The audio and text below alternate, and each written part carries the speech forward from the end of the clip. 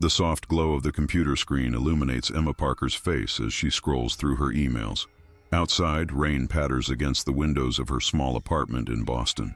The early autumn storm had rolled in just after sunset, bringing with it a chill that penetrated through the building's aging windows. Emma pulls a worn cardigan tighter around her shoulders, grateful for the warmth of her tea on the desk beside her.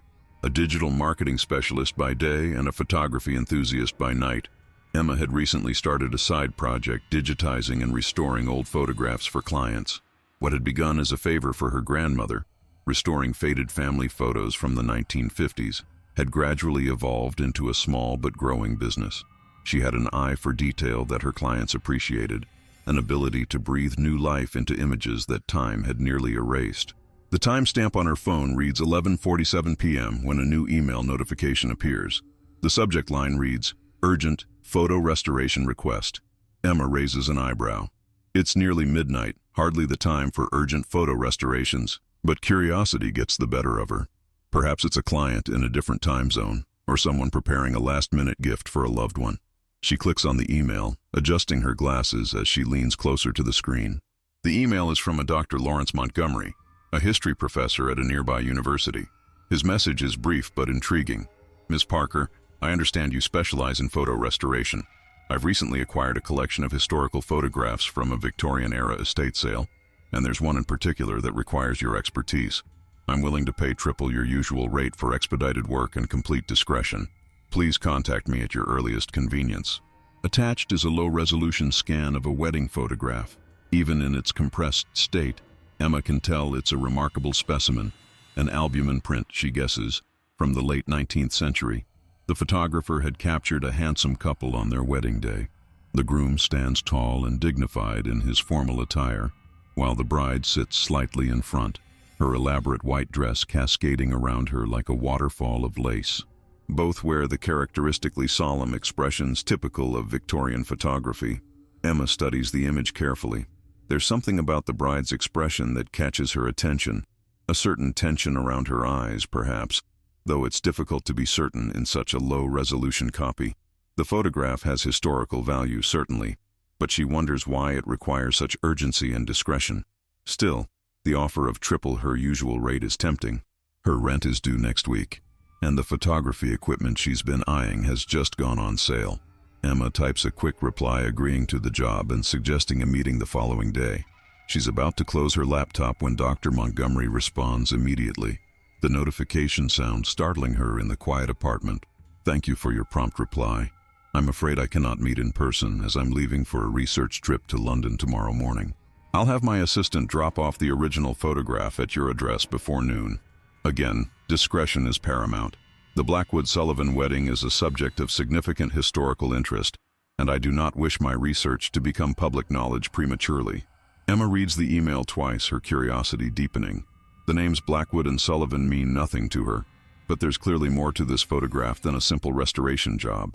She sends a brief acknowledgement, then spends the next hour researching Dr. Lawrence Montgomery online. His university profile describes him as an associate professor of American history, specializing in New England society during the Gilded Age. His publication list is impressive, several books and numerous articles on prominent families of the era, with a particular focus on hidden histories and forgotten scandals. Curiouser and curiouser, Emma murmurs to herself as she finally shuts down her laptop. She falls asleep wondering what secrets might be hidden in the faded wedding photograph of strangers from another century. The next morning, precisely at 11 a.m., a courier delivers a package to Emma's apartment. She signs for it, noting the sender is listed as the Department of History at the university. Inside the padded envelope is a velvet-lined box approximately the size of a hardcover book. Emma carries it to her work desk, clearing space among her photography equipment. The box is made of dark wood, possibly walnut, with a small brass clasp. It looks antique, though not necessarily as old as the photograph it contains.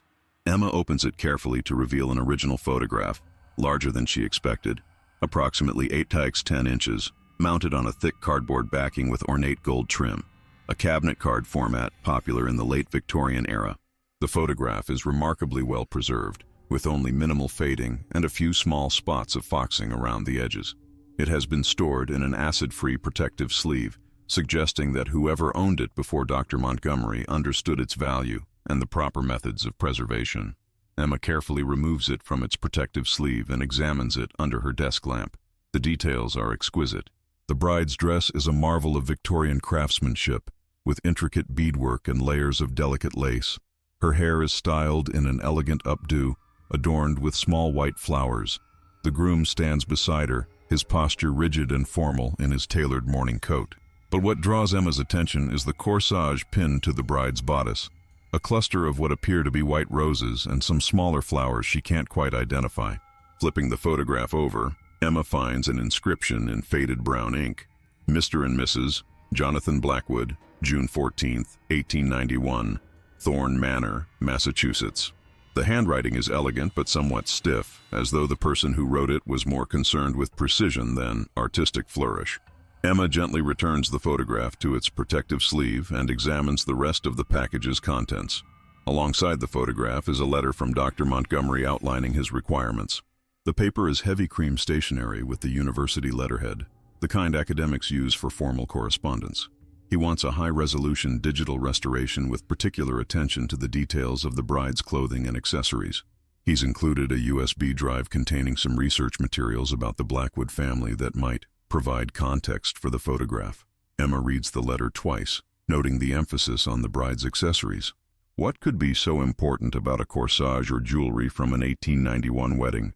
Dr. Montgomery's letter provides no explanation, merely stating that the details might be historically significant.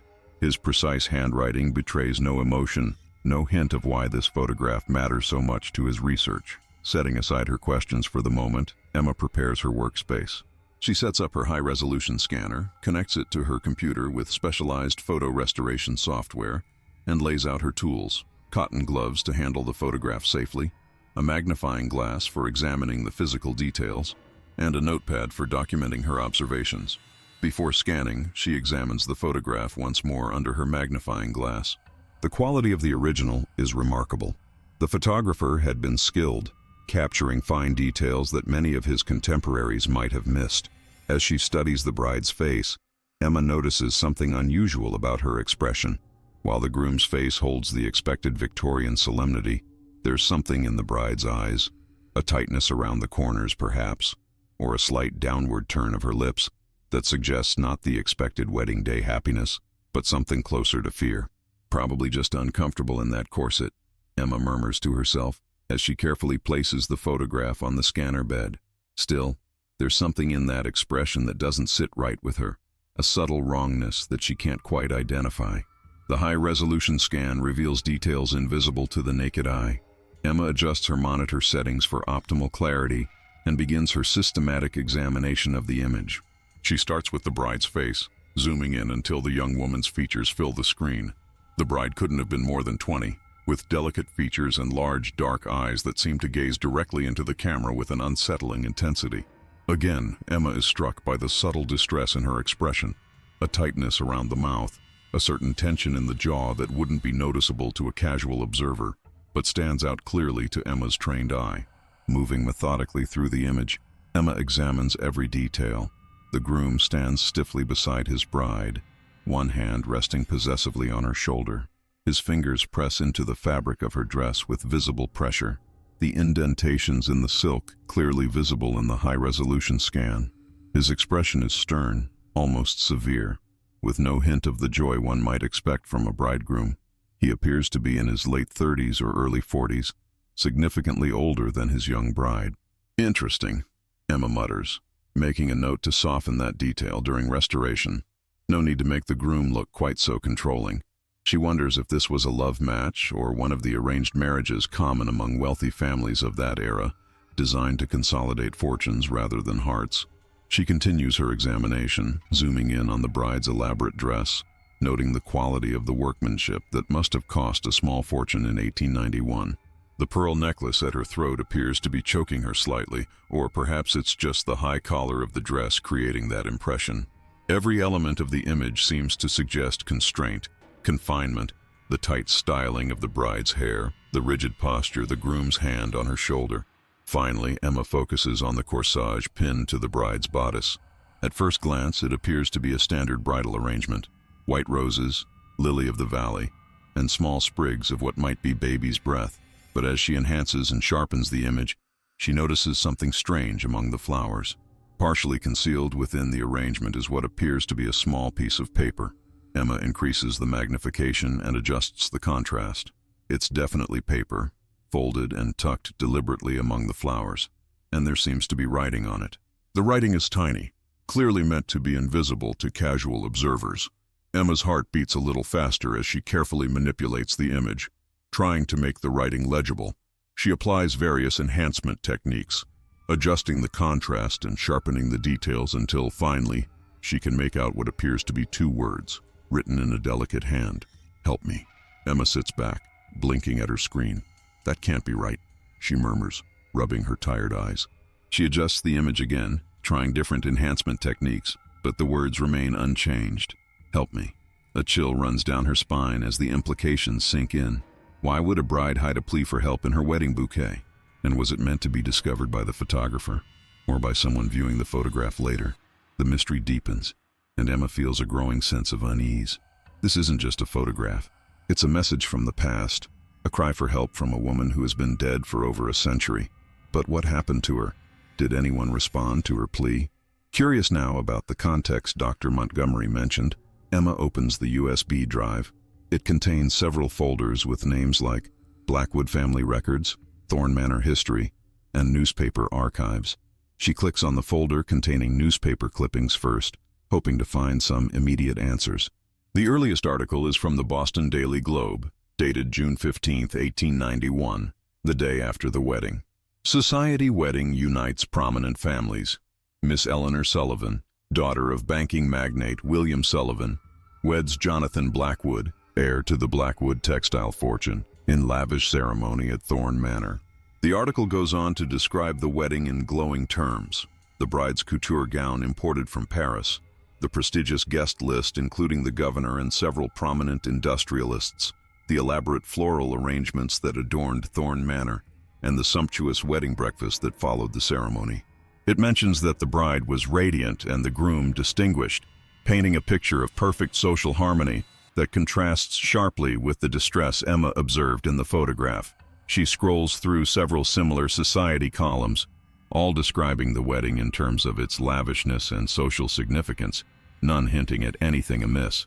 Then she comes to an article dated 3 months later, September 20th, 1891. Tragic accident claims life of young bride, Mrs.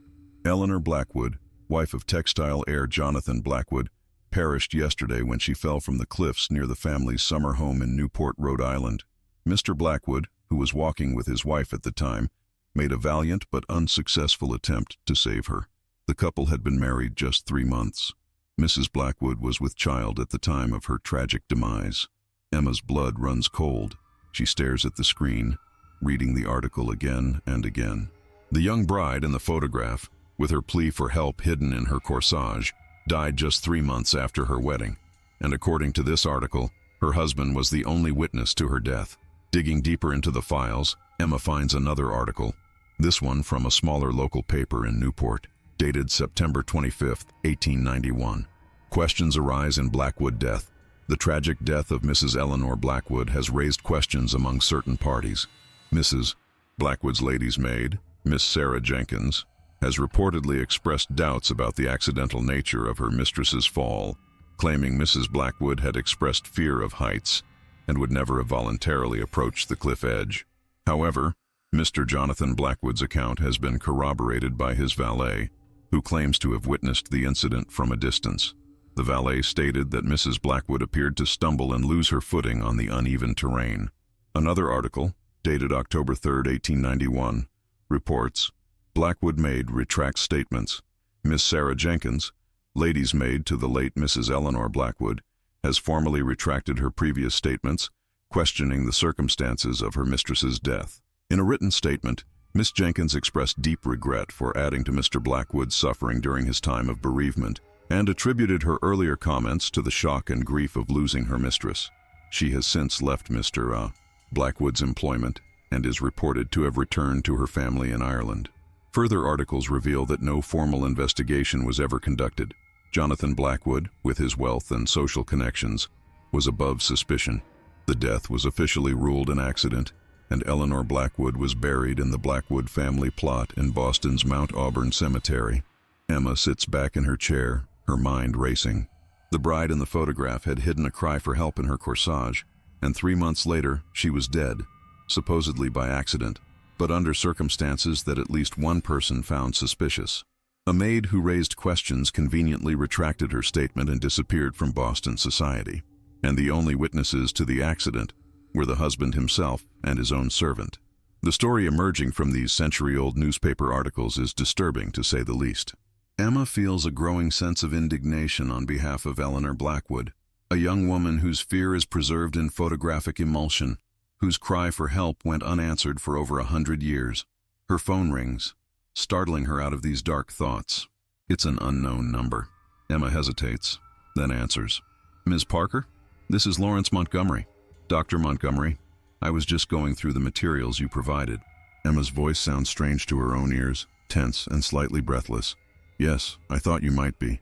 Have you had a chance to examine the photograph?" His voice is deep and cultured, with a slight British accent that hadn't been apparent in his written communications. "I have," Emma replies, unsure how much to reveal about what she's discovered. "I've started the restoration process. The photograph is in excellent condition, considering its age. Yes, it has been well preserved. The Blackwoods were meticulous about documenting their family history, even the unfortunate parts of it. There's something in his tone that makes Emma think he knows more than he's letting on.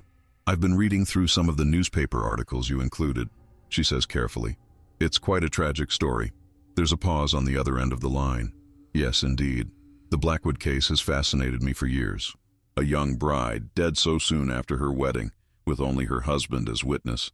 It raises questions, doesn't it?" "It does," Emma agrees cautiously, "especially considering what I found in the photograph." "Ah," Dr. Montgomery says, and there's a note of satisfaction in his voice. "You noticed it then? The message in the corsage?" "Help me," Emma confirms, relief washing over her. At least she's not imagining things. "Hidden among the flowers. Do you think she placed it there deliberately, knowing the photograph would be taken?" "That's precisely what I believe," Dr. Montgomery replies, his voice becoming more animated. "Eleanor Sullivan was not a woman who went quietly to her fate. From my research, I've learned she was well-educated, independent-minded, quite progressive for her time. Her father had encouraged her intellectual development, unusual for that era. She spoke 3 languages, had attended lectures at Harvard's Annex for Women, what would later become Radcliffe College, and wrote poetry that was published anonymously in literary journals. So not the type to accidentally fall off a cliff," Emma says dryly. "Precisely. Moreover, her marriage to Blackwood was arranged by her father to settle business debts. William Sullivan had made some unfortunate investments in the months before his death, and Jonathan Blackwood held a significant portion of those debts. The marriage was essentially a business transaction, with Eleanor as the currency." "That's horrible," Emma says, genuinely appalled. Despite her historical knowledge of such arrangements, the reality of a young woman being bartered to settle her father's debts feels viscerally wrong.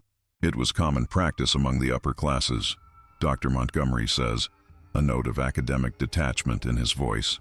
"What makes Eleanor's case unusual is her resistance. Most young women in her position would have accepted their fate with resignation, but Eleanor fought back in the only ways available to her, subtle ways, clever ways, like hiding that message in her corsage." "But why hide a message in her corsage? Who was supposed to find it?" "That," says Dr. Montgomery, "is where the story becomes even more intriguing. You see, Eleanor had a younger sister, Catherine, who never accepted the official account of her death. Catherine spent years trying to prove that Jonathan Blackwood had murdered Eleanor for her substantial inheritance. She never succeeded, but she preserved that wedding photograph, passing it down through generations of her family. It's from her great-granddaughter that I acquired it." Emma's curiosity is thoroughly piqued now. She swivels in her chair, staring at the photograph on her screen. The desperate bride with her hidden message, the stern groom with his controlling hand on her shoulder. "So you think Eleanor hid that message hoping her sister would find it?" "It's possible," Dr. Montgomery says.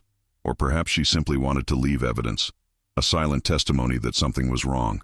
The Victorian era was not kind to women trapped in dangerous marriages. They had few legal rights and little recourse against abusive husbands.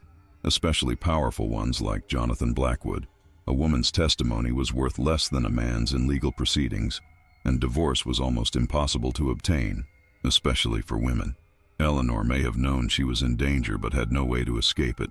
What happened to Jonathan Blackwood after Eleanor's death? Emma asks, scrolling through the files on her computer, looking for more information about the widower. He lived a long and prosperous life, Dr. Montgomery replies, a note of bitterness in his voice. He never remarried, though there were rumors of numerous affairs. He became even wealthier after Eleanor's death, using her inheritance to expand the Blackwood textile empire. Died in 1935 at the age of 78, one of the wealthiest men in Massachusetts. His obituary describes him as a charitable widower who never recovered from the tragic loss of his young bride. But there's more to the story than what's in those newspaper clippings, Ms. Parker. I believe Eleanor left other clues, other messages that might prove what really happened to her. And that's why you want this photograph restored? To look for more clues? Precisely. I've spent years researching the Blackwood case. This photograph is the first piece of tangible evidence supporting the theory that Eleanor's death was no accident. There's a pause, and when Dr. Montgomery speaks again, his voice has a cautious quality. Ms. Parker, would you be interested in helping me investigate further? Your expertise in photographic analysis could be invaluable. Emma hesitates. She's a photo restorer, not a detective. But the mystery of Eleanor Blackwood and her hidden cry for help has gotten under her skin. There's something compelling about giving voice to a woman silenced so long ago, about finally answering a plea that has waited more than a century to be heard. What exactly would that involve? She asks, careful not to commit herself too quickly. For all she knows, Dr. Montgomery could be an obsessive conspiracy theorist with a Victorian fetish. For now, complete the restoration of the wedding photograph. Document everything you find, no matter how insignificant it might seem. Then, if you're willing, there are other Blackwood family photographs I'd like you to examine. And perhaps a visit to Thorn Manor. The house still stands, though it's been abandoned for decades. An abandoned Victorian mansion? Emma says with a nervous laugh. That sounds like the beginning of a ghost story. In some ways it is. Dr. Montgomery replies seriously. Eleanor Blackwood's story has been silenced for over a century. It's time someone gave her a voice. Don't you think she deserves that much? Put that way, it's hard for Emma to refuse. I'll finish the restoration first, she says, and then decide about the rest. Fair enough. I'll call you again tomorrow to check on your progress. After ending the call, Emma returns to the photograph with renewed purpose. Now that she knows more about Eleanor Sullivan Blackwood and her tragic fate, she sees the image through different eyes. The bride's tension and fear are even more apparent, as is the controlling posture of her husband-to-be. Even the elaborate dress seems less like a symbol of celebration and more like a cage of silk and lace, confining its wearer to a fate she desperately wished to escape. Emma spends hours meticulously restoring the image, removing spots and scratches while being careful not to alter any original details. As she works, she examines every inch of the photograph, looking for additional clues that Eleanor might have left. She finds another anomaly in the way the bride's left hand is positioned. While her right hand holds her bouquet, her left rests in her lap in a seemingly natural pose. But upon closer inspection, Emma notices that Eleanor's fingers are arranged in an unusual pattern. It's subtle, easy to dismiss as simply an awkward pose, but to Emma's trained eye, it looks deliberate. Intrigued, Emma researches Victorian hand signals and discovers that in the late 19th century, there was interest in sign language and fingerspelling alphabets, particularly among educated women who sometimes used them as a form of private communication. After comparing Eleanor's hand position to historical fingerspelling charts, Emma realizes the bride's fingers might be forming the letter M. What could M signify? A name? A place? It's impossible to know for certain, but it's another piece of the puzzle. As evening falls, Emma realizes she spent the entire day immersed in Eleanor Blackwood's story. She should take a break, order some dinner, maybe watch a mindless television show to clear her head. Instead, she finds herself diving deeper into the research materials Dr. Montgomery provided. The folder labeled Blackwood Family Records contains digital copies of birth certificates, death certificates, wills, and property deeds spanning several generations. Emma focuses on the documents related to Eleanor and Jonathan. Eleanor's birth certificate confirms she was born on April 3, 1871, making her just 20 years old at the time of her wedding and death. Her mother, Elizabeth Sullivan, née Harrington, had died in childbirth when Eleanor was 5, leaving William Sullivan to raise Eleanor and her younger sister Catherine alone. William's death certificate is dated August 12, 1890, less than a year before Eleanor's wedding, the cause of death listed as heart failure. Jonathan Blackwood's birth certificate shows he was born on November 7, 1855, making him 35 at the time of his marriage to Eleanor. Not quite as old as Emma had initially thought, but still a significant age difference for that era. The most interesting document is Eleanor's will, dated June 10, 1891, just 4 days before her wedding. It's a brief document, leaving all her personal property to her sister Catherine, with the exception of any monies or properties legally transferred to my husband upon our marriage, as per the terms of my father's will. The document suggests that Eleanor had limited control over her inheritance, with most of it automatically transferring to Jonathan upon their marriage, as was common in that era. Emma also finds a copy of William Sullivan's will, which confirms this arrangement. Upon Eleanor's marriage, the bulk of the Sullivan fortune would pass to her husband's control. If Eleanor died childless, the money would revert to her closest male relative, in this case, her uncle Martin Sullivan, William's younger brother. It's a complex financial arrangement, typical of wealthy families of the time, but it raises troubling questions. Both Jonathan Blackwood and Martin Sullivan had financial motives for Eleanor's marriage, and potentially for her death. By midnight, Emma has completed the basic restoration. The photograph now appears much as it would have when first printed in 1891. The bride's corsage is clearly visible, as is the hidden note with its plea for help. Emma saves her work and is about to shut down her computer when she decides to try one more enhancement technique. Using specialized software, she adjusts the image to reveal details in the shadows. As the darker areas of the photograph become more visible, Emma notices something she missed before. A small mirror visible in the background, likely part of the photography studio's equipment. And reflected in that mirror, partially obscured but unmistakable, is the figure of a man standing just out of frame of the main photograph. He's positioned behind the bride, his face not fully visible, but his stance suggests he's watching the proceedings carefully. Emma enhances this section of the image further, trying to identify the mysterious figure. He's well dressed, suggesting he's a wedding guest or family member, but there's something in his posture that seems menacing, a tension in the set of his shoulders that echoes Eleanor's own apparent anxiety. Emma enhances the reflection as much as she can, but the limitations of the original photograph make it impossible to clearly identify the man's face. Still, it's another strange element in an increasingly mysterious image. She saves this enhanced version separately, making careful notes about what she's observed. It's past 2 a.m., but Emma's curiosity won't let her rest. She returns to the research materials, searching for any mention of who attended the wedding. In one of the society columns, she finds a list of prominent guests, including Mr. Martin Sullivan, the bride's uncle and guardian since her father's passing. Something clicks in Emma's mind. The letter M that Eleanor's fingers seemed to be forming. Could it stand for Martin, her uncle? And if so, what was the connection between him and Eleanor's apparent fear? Further reading reveals that after William Sullivan's death the previous year, Martin Sullivan had become Eleanor's guardian and trustee of her substantial inheritance until her marriage. According to the terms of her father's will, Eleanor's fortune would transfer to her husband upon marriage, or remain under Martin's control if she stayed single. So either way, Eleanor had no control over her own money. Emma murmurs, anger rising on behalf of a woman dead for over a century. And if she died childless and without a will, who would inherit? More digging provides the answer. In such a case, Eleanor's fortune would revert to her closest male relative, her Uncle Martin. Emma sits back, a theory forming in her mind. What if Martin Sullivan, unwilling to lose control of his niece's fortune, had arranged her marriage to Jonathan Blackwood with the understanding that Eleanor would soon meet with an accident? The two men could have conspired to eliminate Eleanor and split her inheritance. It would explain the message in the corsage, Eleanor's fearful expression, and the ominous presence of her uncle in the mirror. Eleanor knew she was in danger, caught between two men who saw her only as a path to wealth.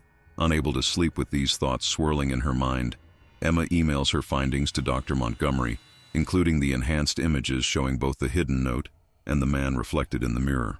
She attaches her notes and the theory she's developed, then finally falls into an uneasy sleep, dreaming of a young bride in white, silently mouthing the words, "Help me," as she's led to the altar. The next morning, Emma wakes to find a new email from Dr. Montgomery, sent at 5:43 a.m. Your discoveries exceed my expectations. You've confirmed my suspicions about Martin Sullivan's involvement. The reflection in the mirror is a find of tremendous significance. I'm returning from London earlier than planned. Meet me at Mount Auburn Cemetery tomorrow at 2 p.m. Eleanor's grave may hold additional answers. The coordinates are attached. Intrigued but slightly unsettled, Emma agrees to the meeting. She spends the day researching the Sullivan and Blackwood families, trying to construct a more complete picture of what happened in 1891. She discovers that after Eleanor's death, Jonathan Blackwood and Martin Sullivan remained close business associates for years. Blackwood Textiles merged with Sullivan Banking and Trust in 1892, creating one of the largest financial and industrial conglomerates in New England. Both men grew increasingly wealthy, with Sullivan eventually moving to New York and becoming a prominent figure in banking circles. Neither man ever faced any suspicion or investigation regarding Eleanor's death. Martin Sullivan died in 1912, a passenger on the Titanic. His body was never recovered. Jonathan Blackwood lived another 23 years, expanding his business empire and becoming a noted philanthropist in his later years. The Blackwood wing of Boston's Museum of Fine Arts and the Blackwood Library at Harvard both bear his name, testaments to his charitable giving, and perhaps, Emma thinks cynically, attempts to launder his reputation. The following afternoon, Emma drives to Mount Auburn Cemetery, a historic garden cemetery in Cambridge. The autumn air is crisp, and fallen leaves crunch beneath her feet as she makes her way through the peaceful grounds.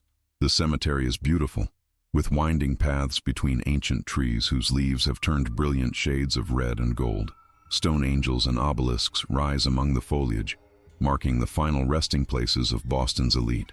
Following the coordinates Dr. Montgomery provided, Emma finds him waiting beside an ornate marble headstone in the Blackwood family plot. The plot is enclosed by a low wrought iron fence, the gate of which stands open. Several imposing monuments bear the Blackwood name, but the one Dr. Montgomery stands beside is smaller and simpler than the others. Dr. Montgomery is younger than Emma expected, perhaps in his early 40s, with dark hair graying at the temples and intense blue eyes behind wire-rimmed glasses. He wears a tweed jacket with leather elbow patches, the quintessential academic uniform, but there's a nervous energy about him that doesn't fit the stereotypical absent-minded professor. He has the look of a man who spends more time with books than people, but whose mind is always active, always questioning. "Miss Parker," he says, extending his hand, "thank you for coming, and thank you for your exceptional work on the photograph." Emma shakes his hand. "Please call me Emma, and you're welcome, though I feel like I've only uncovered more questions." "That's the nature of historical research," he says with a small smile. "Each answer reveals new questions." He gestures to the headstone before them.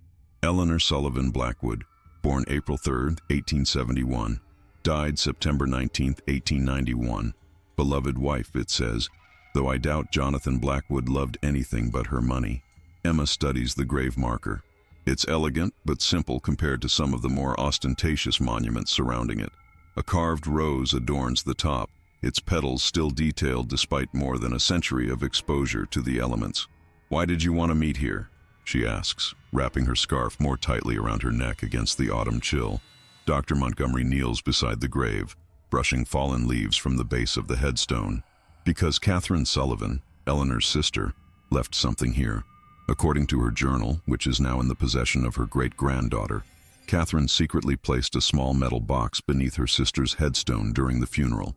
The journal doesn't specify what was in the box, only that it contained evidence of the truth. And you think it's still here, after more than a century? It's worth looking," Dr. Montgomery says. "The headstone has never been moved, and this part of the cemetery has remained largely undisturbed." He produces a small trowel from his coat pocket. "Would you help me?" Emma hesitates, glancing around the quiet cemetery. A groundskeeper is working in the distance, but otherwise they're alone among the graves. "Isn't this illegal, or at least disrespectful?" "I have permission from Eleanor's closest living relative, Catherine's great-granddaughter," Dr. Montgomery assures her. "And we're not disturbing the grave itself, just searching beneath the headstone. Eleanor deserves justice even after all this time, don't you think?" Put that way, Emma can't disagree. She helps Dr. Montgomery carefully remove soil from around the base of the headstone. The ground is soft from recent rain, making their task easier but muddying their hands and clothes. They work in silence for several minutes before Emma's trowel hits something solid. "I think I found something," she says, excitement quickening her voice. Together they unearth a small metal box, about the size of a paperback book. It's corroded with age but still intact, protected by the overhang of the headstone which has kept the worst of the elements away. Dr. Montgomery lifts it reverently from the soil. "After all these years," he murmurs, almost to himself, "Catherine's secret preserved." They brush the dirt from the box. It has a simple latch, corroded but not locked. Dr. Montgomery looks at Emma. "Would you like to do the honors?" With slightly trembling fingers, Emma opens the box. Inside, protected by what appears to be a waxed cloth wrapping, are several items. A small diary bound in faded blue leather, a locket, and a folded piece of paper sealed with wax. Dr. Montgomery carefully removes the diary first. The leather is cracked with age, but the binding has held. Eleanor's journal, I presume. Catherine must have retrieved it from her sister's belongings after her death, before Jonathan Blackwood could destroy it. He opens it carefully, revealing pages filled with delicate handwriting. The ink has faded to a sepia tone, but is still perfectly legible. Emma leans in to see better as Dr. Montgomery flips through the journal. Most entries are mundane accounts of daily life, visits with friends, books Eleanor was reading, observations about Boston society. But as they near the end of the journal, the tone changes. An entry from May 10, 1891, about a month before the wedding, reads, "Uncle Martin visited today with Mr. Blackwood. Again, they spoke privately in Father's study for over an hour. When I asked what they discussed, Uncle Martin merely said it was business matters not suitable for a woman's ears. I do not trust either man. Since Father's death, Uncle Martin has been most insistent about this marriage, though Mr. Blackwood is nearly twice my age and his reputation is not spotless. I have heard whispers of a previous wife who died under curious circumstances, though such rumors are impossible to verify. Catherine says I should refuse the match, but what choice do I have? Uncle Martin controls my inheritance until I marry, and he has made it clear that he will not release funds even for my most basic needs unless I comply with his wishes. I am effectively a prisoner in my own home." An entry from May 18, 1891. "My wedding dress was delivered today. It is beautiful, I cannot deny. The finest Paris silk with Belgian lace and seed pearls. A veritable fortune draped around a sacrificial lamb. The dressmaker fussed and preened, exclaiming over how lovely I shall look as Mrs. Jonathan Blackwood. I smiled and thanked her, all the while feeling as though I were being measured for a shroud rather than a wedding gown. Is it wicked to have such thoughts? Perhaps. But I cannot shake the feeling that this marriage will be the end of me, one way or another." An entry from June 1, 1891, is even more disturbing. "I overheard Uncle Martin and Mr. Blackwood in the garden this evening. They did not see me behind the hedgerow. I had gone there to read, seeking solitude from the constant wedding preparations. Uncle Martin said, 'After the wedding, wait 3 months, no less, then the accident.' Mr. Blackwood replied, 'And the inheritance?' And to which Uncle Martin said, 'As agreed, 2/3 to you as her widower, 1/3 to me through our business arrangement. They mean to kill me for my money. Of this I am now certain. But who would believe me? 2 respected businessmen against a hysterical young woman. I must find a way to document their plot. Catherine suspects something is wrong, but even she does not realize the full danger. I dare not tell her outright for fear she will confront them and put herself in peril." The final entry, dated June 13, 1891, the day before the wedding, is brief and chilling. "Tomorrow I become Mrs. Jonathan Blackwood, led like a lamb to slaughter. I have taken what precautions I can. The note in my corsage, the letter entrusted to Mr. Pierce, to be delivered to Catherine if I die by accident, and this journal, which I will hide where Uncle Martin will not think to look. If these words are being read, know that I entered my marriage under duress, in fear for my life. And if I die within a year of this wedding, let it be known that Jonathan Blackwood and Martin Sullivan are murderers. They have conspired to steal my inheritance through the most foul means imaginable. I pray someone will eventually bring them to justice, though I fear I shall not live to see it." Emma and Dr. Montgomery look at each other in stunned silence. Eleanor's own words confirm their theory. She knew she was being led into a deadly trap, but had no way to escape it. Next, Dr. Montgomery carefully unfolds the sealed letter. The wax seal is dark red, imprinted with what appears to be a simple E. Eleanor's personal seal, perhaps. The paper inside is of high quality, though yellowed with age. It's addressed to the proper authorities and signed by Eleanor Sullivan, dated June 13, 1891. In it, Eleanor formally states her belief that her uncle and fiancé are conspiring to murder her for her inheritance. She details conversations she overheard, subtle threats made, and the sudden, inexplicable insistence on her marriage to a man she barely knew and certainly did not love. She concludes by stating that should she die by accident or sudden illness within a year of her marriage, she wants a full investigation conducted, regardless of her husband's social standing. This is the letter she mentioned in her journal, Dr. Montgomery says quietly, the one she entrusted to someone named Pierce. But if that's the case, why is it here? Why wasn't it delivered to Catherine as Eleanor intended? Emma picks up the locket, the final item in the box. It's silver, tarnished with age, with an ornate E engraved on its surface, the same design as the wax seal on the letter. She carefully opens it to reveal two tiny photographs, one of a young woman who resembles Eleanor but is clearly not her, likely Catherine, and one of an older man with a stern expression. Her father, perhaps, Emma suggests. Dr. Montgomery nods. William Sullivan. And look, there's something else in the locket. Tucked behind the photograph of William Sullivan is a tiny folded paper. Emma carefully extracts it and unfolds it to reveal a note written in a different hand than Eleanor's. Miss Sullivan, I cannot deliver your letter as promised. Your uncle has discovered our arrangement and threatened my position and family. Forgive me, J. Pierce. Pierce must have been someone who worked in the Sullivan household, Dr. Montgomery surmises. A servant or staff member Eleanor trusted, but Martin Sullivan discovered their plan and intervened. So Eleanor went to her wedding knowing her last hope of protection had failed, Emma says softly. How terrifying that must have been.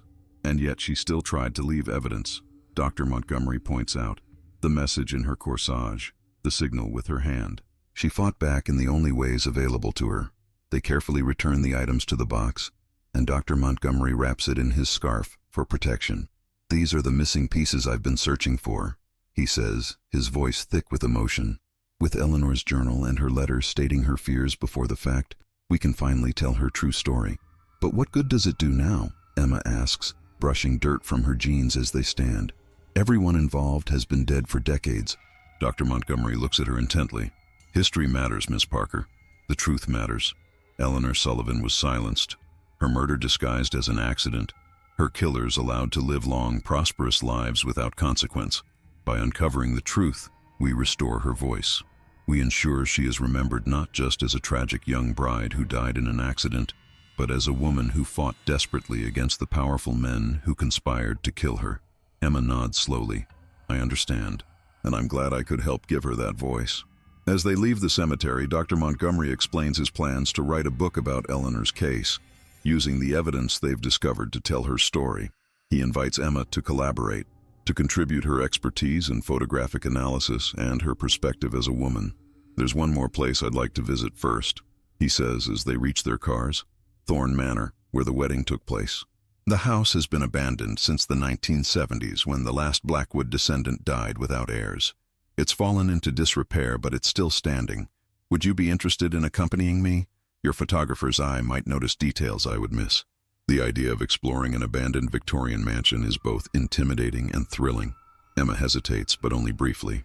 She's invested in Eleanor's story now, drawn into the mystery of a woman who died over a century ago, but whose plea for help has finally been heard. When would we go? She asks. This weekend, if you're available. It's about an hour's drive from Boston. I've been in contact with the current property owner, a development company that purchased the estate a few years ago but hasn't yet decided what to do with it. They've given me permission to visit for research purposes. Emma agrees to meet Dr. Montgomery at Thorn Manor the following Saturday. As she drives home from the cemetery, she can't shake the image of Eleanor Sullivan on her wedding day, hiding a desperate message in her corsage, signaling for help with her hand, knowing she was walking into danger but powerless to escape it.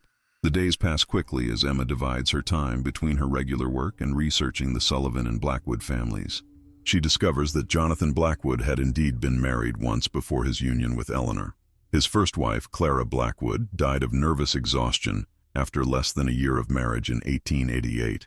No suspicions were officially raised, But Emma finds a small newspaper item, noting that Clara's brother had made unsavory accusations against Blackwood before suddenly withdrawing them and moving to California. A pattern, Emma murmurs to herself. He's done this before. She also learns more about Martin Sullivan.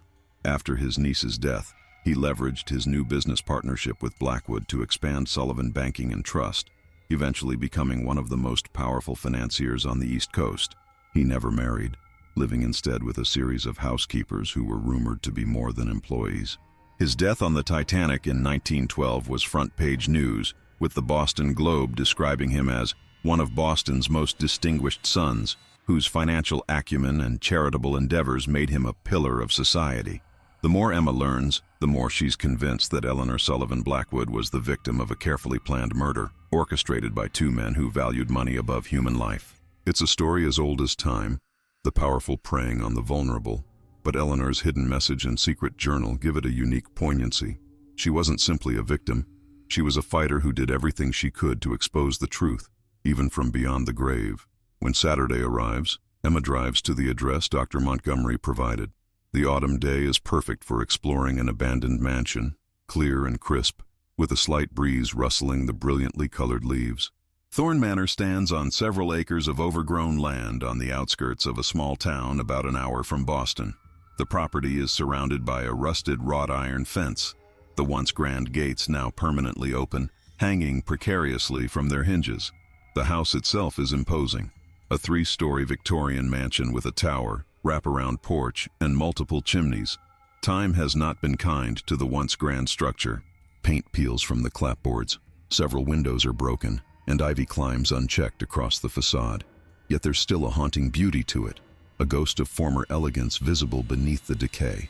Dr. Montgomery's car is already parked in the circular drive when Emma arrives.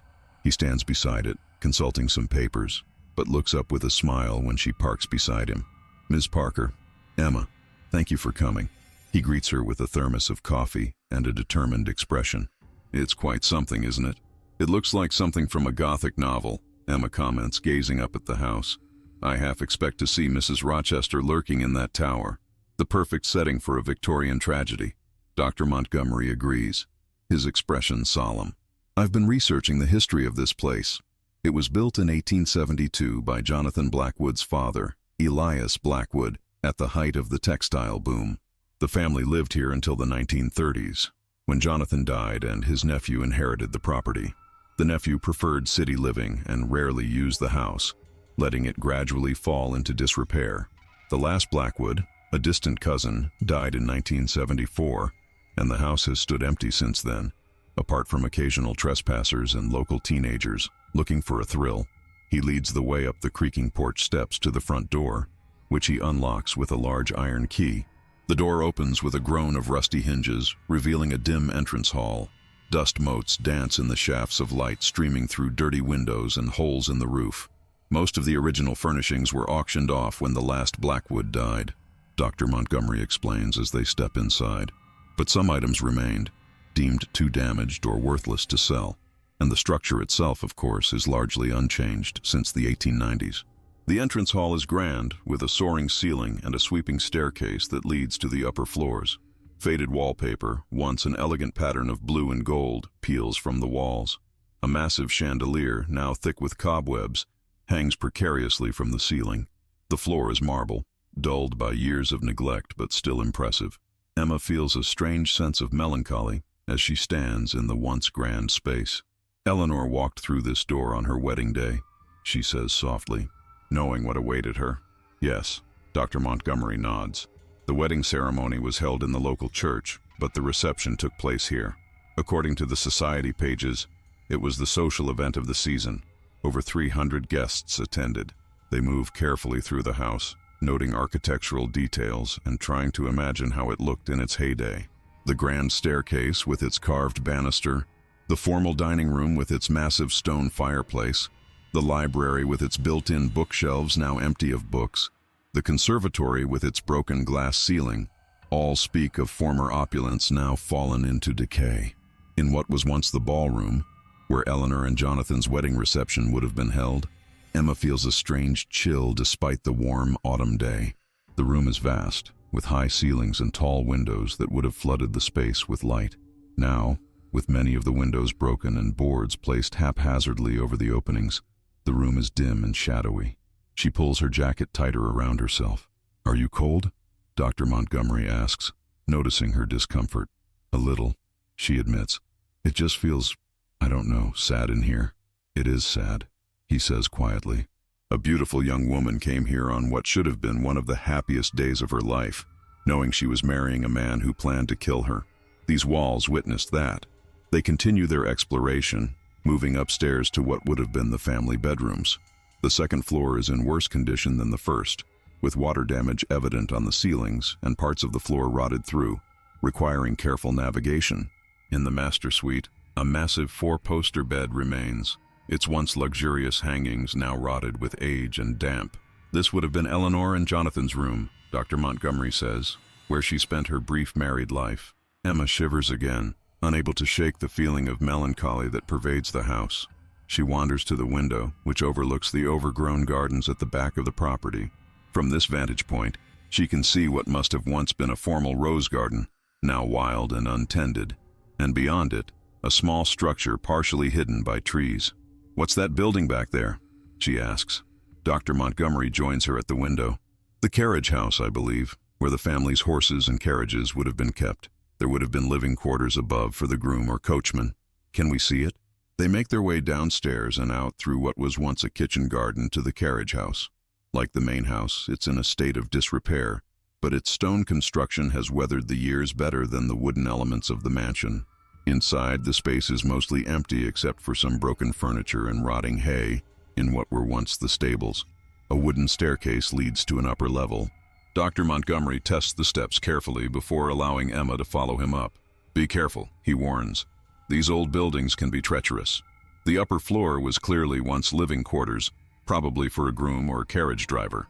A small iron bed frame remains, along with a battered trunk and a simple wooden table. On the wall, faded rectangles indicate where pictures once hung. Dr. Montgomery examines the trunk, but it contains only musty blankets and old newspapers. Emma, meanwhile, is drawn to a loose floorboard near the bed. Kneeling, she pries it up, revealing a small cavity beneath.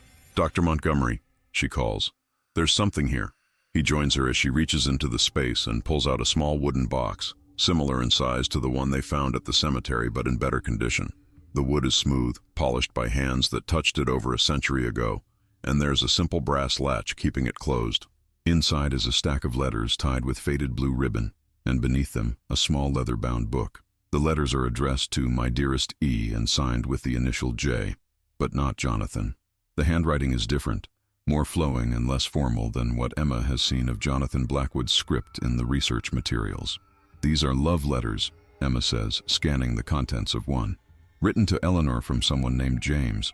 Dr. Montgomery takes one of the letters, reading it carefully. "Listen to this passage. My dearest E, I know your uncle forbids our attachment, believing me unsuitable due to my station. Yet I cannot accept that wealth and social position should determine matters of the heart.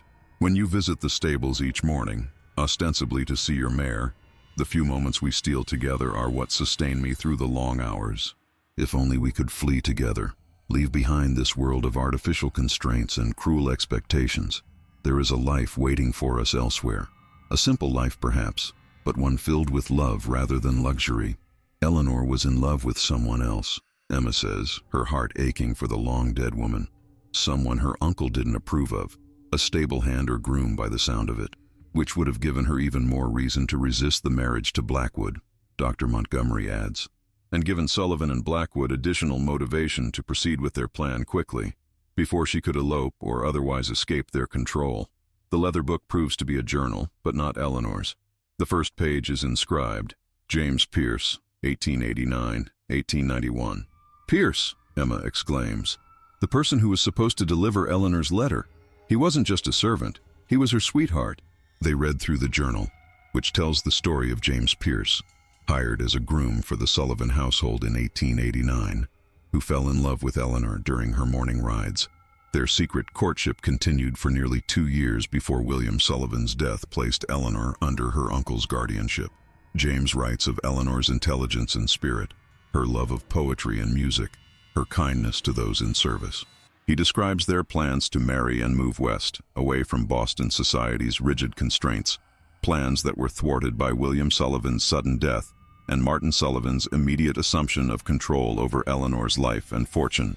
The final entries are increasingly desperate as James records Martin Sullivan's ruthless maneuvering to force Eleanor into marriage with Blackwood, despite her protestations and attempts to delay.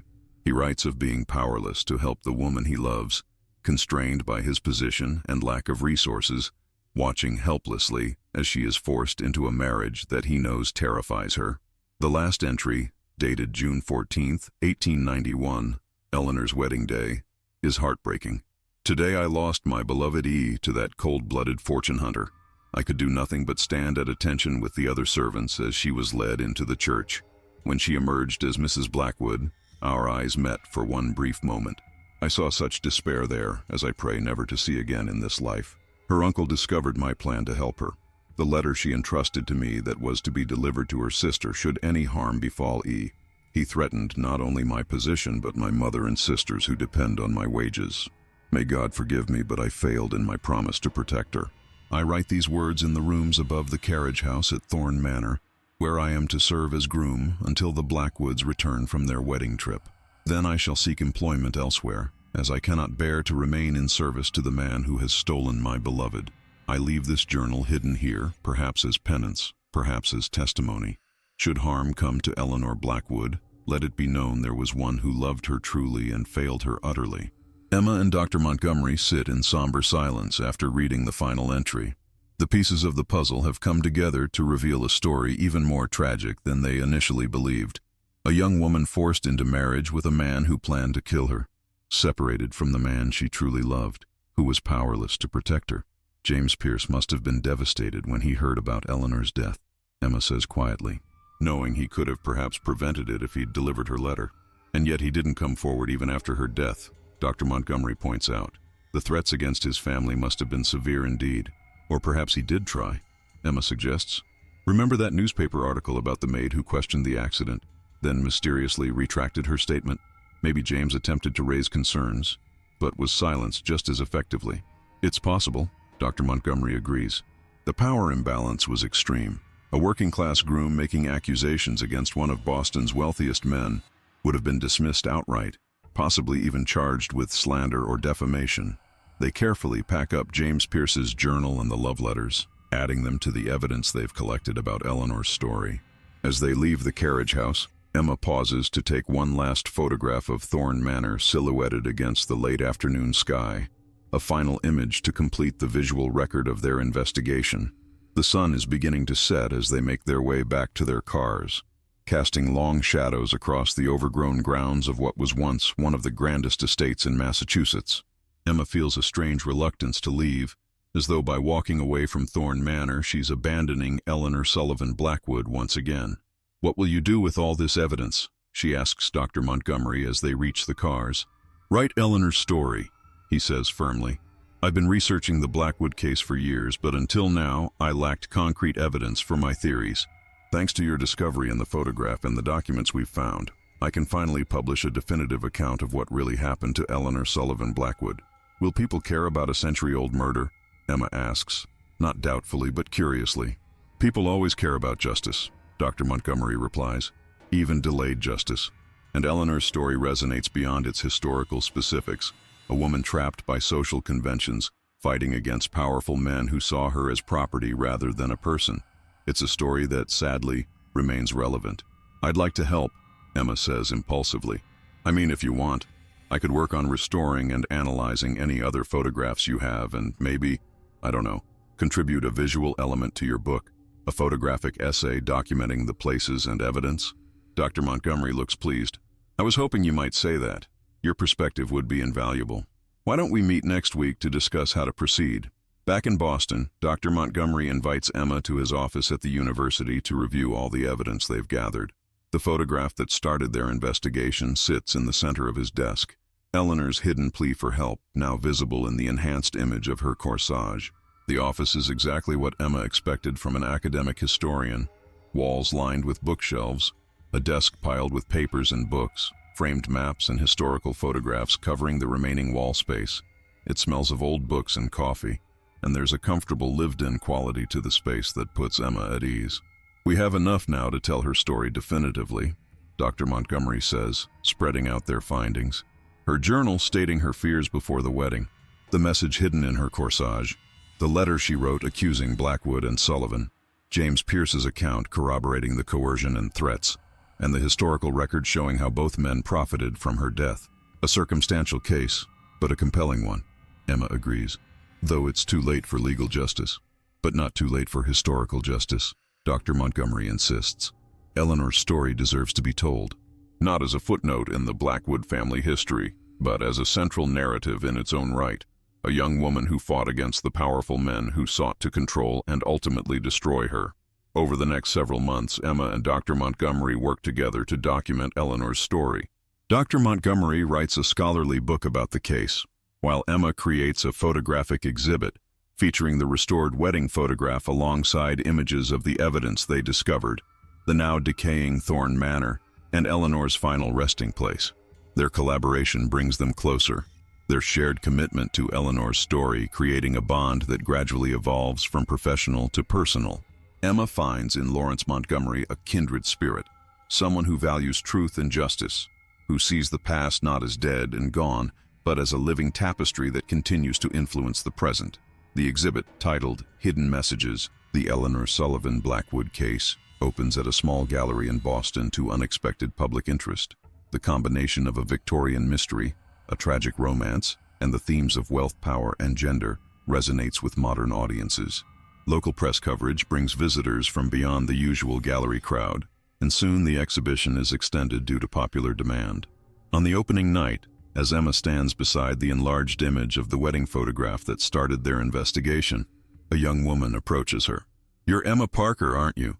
The photographer who discovered the message in the corsage?" Emma nods. "Yes, that's me. I'm Rachel Sullivan," the woman says. She's in her early 30s with dark hair and eyes that remind Emma startlingly of the bride in the photograph. "Catherine Sullivan was my great-great-grandmother. I wanted to thank you for helping Dr. Montgomery tell Eleanor's story. Our family has carried her memory for generations, but until now, we never had proof of what really happened to her. It was an honor to help bring her story to light," Emma says sincerely. She tried so hard to leave evidence, to make sure the truth would be known someday. Rachel nods, her eyes on the photograph of her ancestor. Catherine always insisted that her sister was murdered, but no one would listen. She told her children, who told their children, and so on. Eleanor was never forgotten in our family. She won't be forgotten by others now either, Emma assures her. Rachel hesitates, then adds, "There's something else you should know. After Eleanor's death, Catherine received an anonymous letter. It was never signed, but our family believes it was from James Pierce. It said simply, 'I tried to save her. I failed, but I made sure he paid.' We never knew what it meant." "He made sure Blackwood paid?" Emma repeats, intrigued. "How?" "We don't know for certain. But Catherine always believed that Jonathan Blackwood's declining health in his later years, the mysterious ailments that plagued him from about 1900 onward, was not natural. She thought James Pierce might have found employment in the Blackwood household under a different name and slowly poisoned him. "Is that possible?" Emma asks, looking across the gallery to where Lawrence is deep in conversation with a museum curator. "Anything's possible," Rachel says. "Jonathan Blackwood died a painful death over many years. The doctors diagnosed various conditions, gout, kidney disease, nervous disorders, but nothing quite explained the combination of symptoms he experienced. And isn't there a certain poetic justice to it? He murdered Eleanor quickly for her money. James Pierce, if it was him, made sure Blackwood's death was slow and agonizing. The revelation adds yet another layer to the already complex story, suggesting that Eleanor's tragic tale didn't end with her death on the cliffs of Newport. Perhaps James Pierce, unable to save the woman he loved, found another way to honor her memory, by ensuring her murderer didn't enjoy his ill-gotten gains in peace. Later, as the gallery empties, Emma finds herself alone with the wedding photograph. Eleanor Sullivan. Blackwood gazes back at her, the fear in her eyes now unmistakable to anyone who knows to look for it. The corsage at her bodice, with its hidden plea for help, seems to almost glow against the dark fabric of her dress. "We heard you," Emma whispers to the image of the long-dead bride.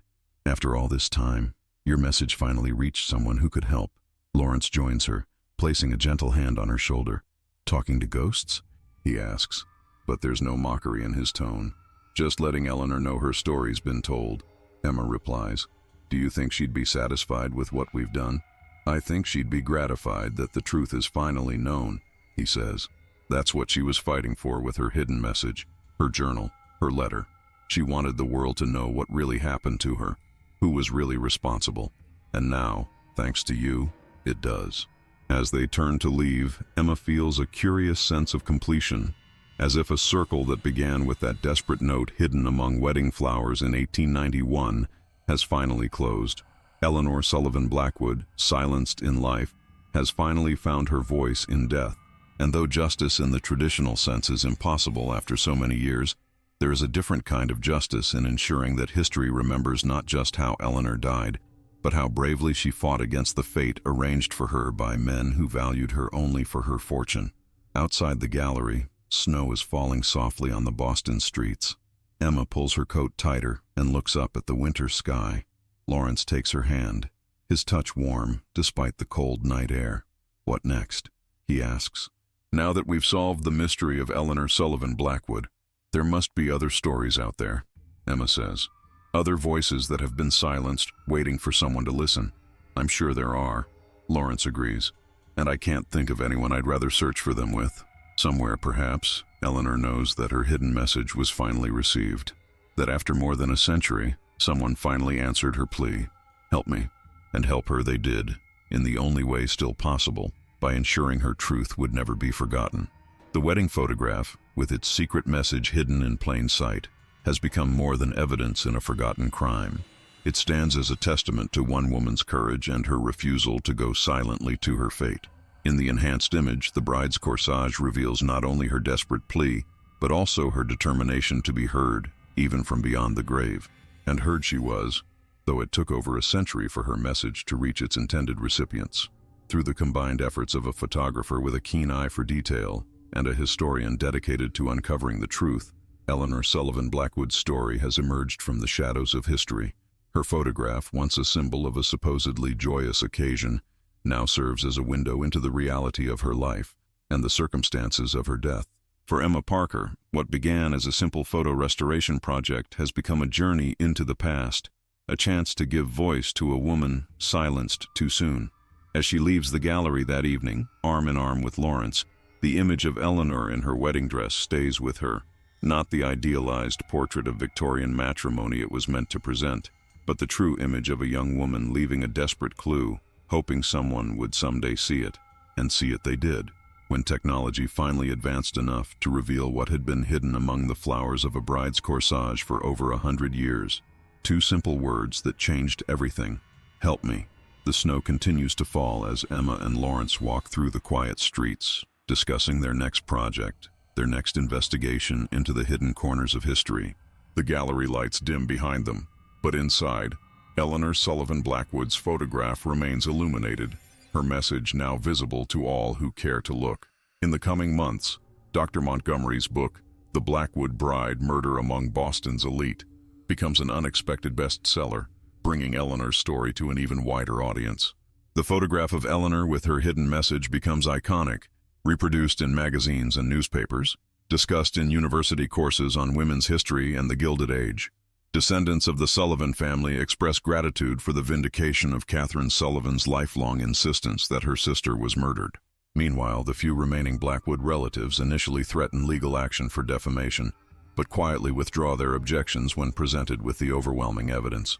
For Emma, the experience changes the direction of her career. What began as a side project in photo restoration becomes a specialized field, using digital technology to uncover hidden details in historical photographs, revealing stories that might otherwise remain untold. She develops techniques for enhancing and analyzing historical images that attract attention from museums and universities around the country. And through it all, she and Lawrence continue to search for other voices from the past, other messages waiting to be discovered. They find them in faded letters, crumbling diaries, and most often in photographs, those frozen moments that preserve not just faces and fashions, but sometimes, if you know how to look, secrets and pleas and confessions. Eleanor Sullivan. Blackwood's story becomes just the first of many they uncover, the hidden histories of those who left clues for future generations, hoping that someday someone would care enough to listen.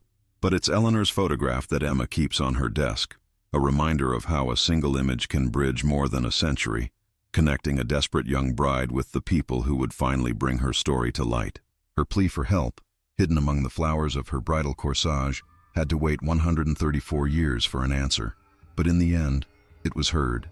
In the end, Eleanor's voice was restored, and in the enhanced image, if you look very closely at her eyes, at the fear so skillfully disguised by the formal pose, at the subtle tension around her mouth, you might also see a flicker of hope. Hope that someone someday would see what she had hidden there. Hope that her story wouldn't end on those Newport cliffs.